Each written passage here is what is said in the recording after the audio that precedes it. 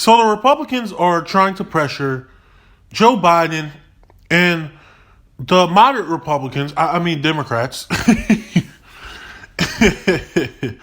basically moderate Republicans, but the Democrats, into passing a relief bill that is about 1/3 the size of the original relief bill.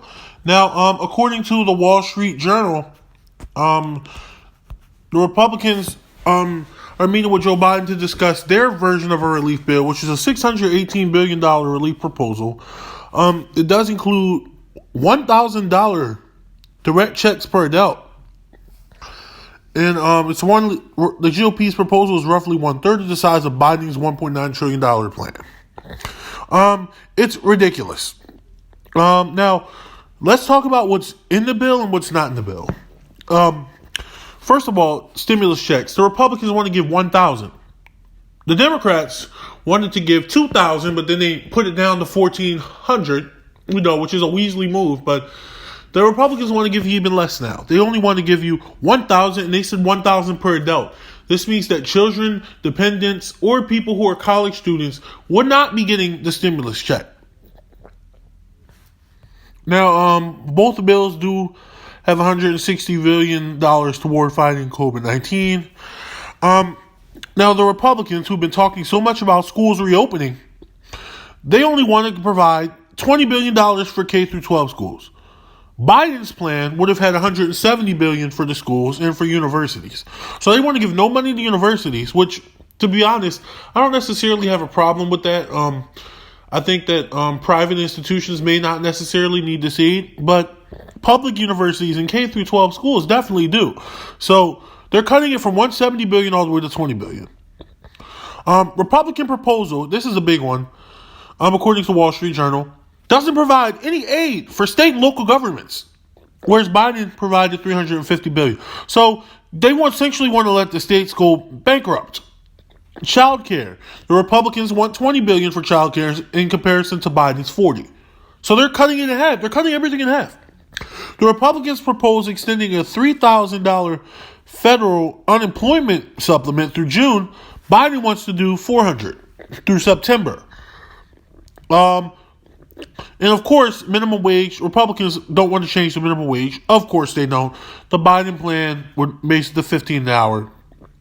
And Biden wants to change also earned income tax credit. Biden wanted to expand it and to increase the child tax credit. Republicans don't. So, you know how the Republicans want to cut taxes? Oh, they only want to cut it for wealthy people. So poor people, you can continue to pay the same you're paying. So this is ridiculous. This healthcare plan is absolutely atrocious. And apparently Biden meant to them to discuss coming to a compromise. So this is ridiculous. This is ridiculous. How are we even having this discussion? Now, Biden should not be discussing with the Republicans at all. He should say, nope, this is the bill we're going to do. We're going to pass it through reconciliation. We'll try to pass it bipartisan, I guess, if that's what you want to do, which you won't pass. And if you don't do it, we'll be forced to do it through reconciliation. That's what they should be doing. But it looks like Biden may be caving to the pressure. Now, The Hill posted this footage I'm going to show you of John Coyln. Coyln? I think it's Coyln. I don't know. That's such a Republican name. John Coyln talking about why the Democrats should not use budget reconciliation and calling it controversial. Let's take a listen to what he has to say. If reports are to be believed, it looks like our Democratic colleagues may be preparing to break precedent once again. With the legislative filibuster still intact, our Democratic colleagues are no doubt considering a plan to shove President Biden's massive coronavirus relief bill through the Senate using reconciliation. And that plan involves ignoring many adverse rulings from the parliamentarian. Over the last several decades, senators on both sides have refrained from such a dangerous move because of the precedent it would set. Here's another instance where, despite pressure from some in my party, Leader McConnell refrained from eliminating the legislative filibuster. He knew how detrimental it would be to the United States Senate as an institution.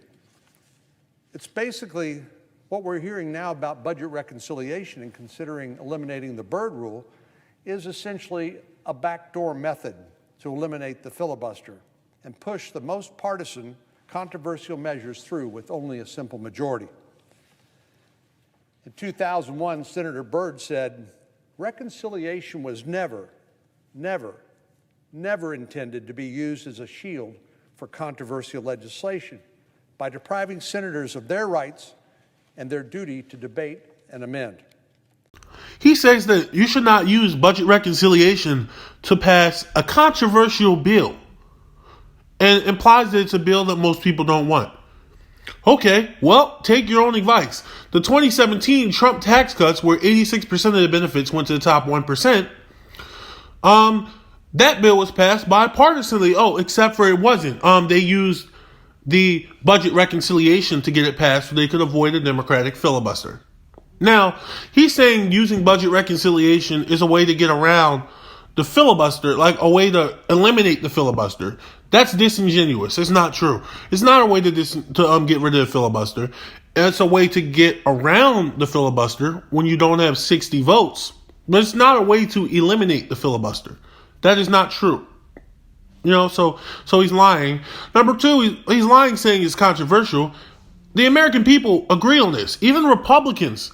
I believe they said 96% of Democrats and 81% of Republicans agreed with stimulus checks in a recent poll. So what does that tell you? Now, I don't know if they've done polls since that one, but that one was done like maybe 2 or 3 months ago. So what does that tell you? It tells you that this is popular among all sides. It's just not popular among Republicans because they don't want to do things to help people. They want to leave people in the dirt. They want people to fend for themselves. They want even their own states. They had no state aid in their bill. None. Zero. So they want their own states to go out of business. They want their own states to file for bankruptcy. They want their own states to have to lay off employees. I don't know where the states are going to get the money, New York, they can get the money. They can tax the money. But like Idaho or Wisconsin or even, smaller states like that, they don't have the means to get that money. So where are you going to get the money from? John? Can you tell us? No, you can't. So this doesn't make any sense. This is relief that is needed and necessary for people to survive. People are not paying bills. People are getting ready to get kicked out of their homes. In some places, there are loopholes and they are getting kicked out of their homes, but way more people will get kicked out once this moratorium expires. People have not been able to pay their utilities, their rent.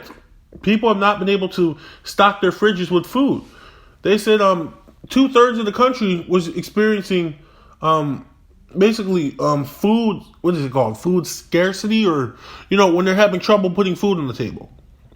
This is ridiculous. The fact that you guys won't pass the relief bill. No, Republicans, stop obstructing the bill. Stop trying to lie and say, oh, this is unprecedented. This shouldn't be done. No, it should be done.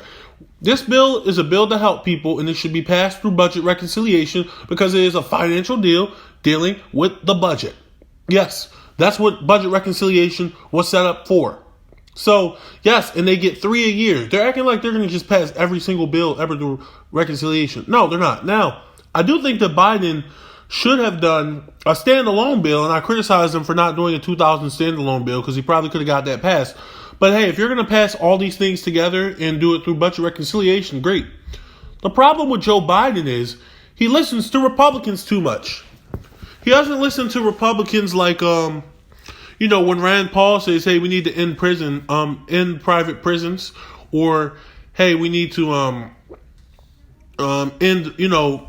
we need to at least decriminalize marijuana and get these people out of jail. He doesn't listen to those Republicans when they say things like that.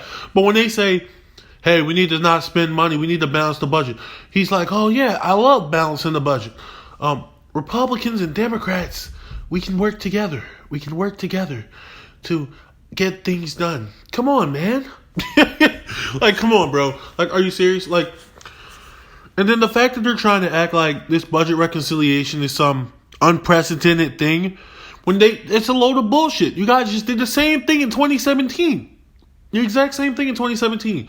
You passed the exact same type of bill in 2017, but you did it for Tax cuts for the wealthy. That's what you did. You did not do it for poor people. Poor people barely benefited from the Trump tax cuts. Rich people got all the money and they ran away with it, as usual. So, yeah, these guys, they just suck, guys. The Republican Party sucks, and I'm not saying that the Democratic Party doesn't suck, but they don't even want you to get a meal easy, $1,400. They're willing to let their own states that they live in and they represent go bankrupt before they give them aid. They talk about how the schools are terrible. They barely want to fund the schools. $20 billion for the schools. That's not enough. And the best thing about this is Biden wanted to also include in this a tax cut for average Americans. And he wanted to make changes to the tax code so that people would be taxed a little bit less. And Republicans, you would think that's all they do is lower taxes, lower taxes. They wouldn't even lower the damn taxes. So it just shows you what type of people we're dealing with. These people are bought off by Wall Street and big banks, big firms, big investors. They want to do everything for them, but they don't want to do anything for you. And people like John Coyln, or however the hell you say his name, they don't care about you. They don't care about their constituents. They don't care about the people they represent. All they care about is themselves and their big checks and Wall Street. So they can miss me with the whole, oh, we can't afford this, we have to balance the budget stuff. Any economist will tell you during a crisis it's time for the government to spend. You balance the budget when life is relatively normal, okay? You don't balance the budget during a time where everyone is struggling. And by the way, this bill, even the Democratic bill, is not enough. There's no universal health care for the duration of the pandemic in here. I mean, to not have health care coverage for everybody during a pandemic, a crisis when people are literally dying, that's ridiculous. That's ridiculous. It's unacceptable. So this bill already wasn't that good. The Democrats already lied about $2,000, and they're giving you $1,400. Now you might not even get that. Now you might get $1,000. Hey, who knows? Before they're done negotiating, you might only get $500, $400. Maybe you might get nothing.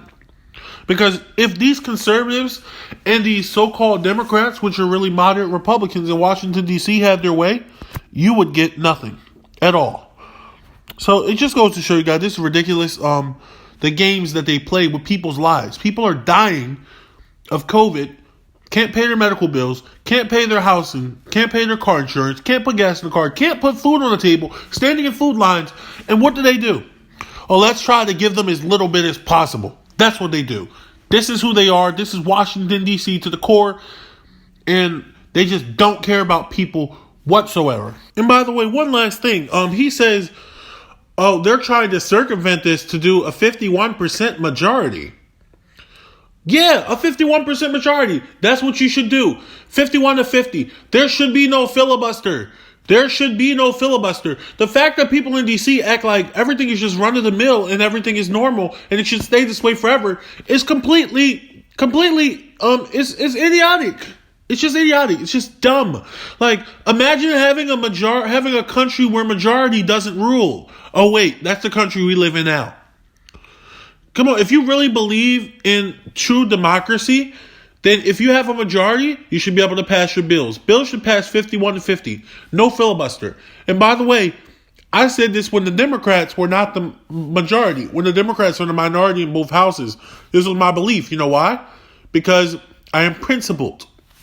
When the Democrats were the minority, in the Senate, I still believe the exact same thing. There should be no filibuster. No filibuster at all. The majority should be able to pass their bills and let it be done. And that's it. That's all I'm going to say on it.